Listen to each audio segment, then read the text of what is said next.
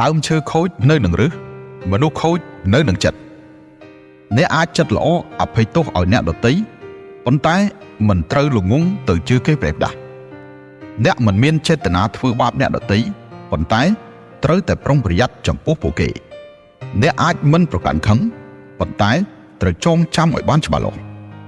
ចិត្តល្អនេះណាបើមានគឺមានបើមិនមានគឺគ្មាន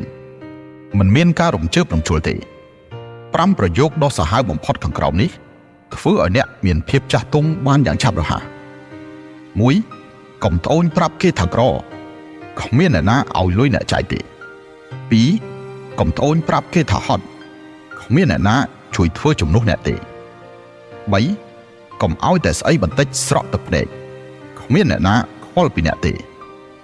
4. កុំចុះចាញ់គ្មានអ្នកណាចង់ឲ្យអ្នកឈ្នះទេ 5. កុំពឹងផ្អែកលើអ្នកដទៃមានតែខ្លួនឯងទេទើបអាចពឹងផ្អែកបានល្អជួយខ្លួនឯងបានទើបទេវតាជួយជាក្រោយហើយបើចង់យកឈ្នះអ្នកដទៃត្រូវចងចាំនៅបណ្ដាំដូនតាទាំងនេះឈ្នះអ្នកខ្ពស់ដោយបន្ទន់ប្រាណឈ្នះអ្នកក្លាហានដោយទំលាយឈ្នះអ្នកខ្សោយដោយសំឡបាយឈ្នះអ្នកស្មើកាយដោយការព្យាយាម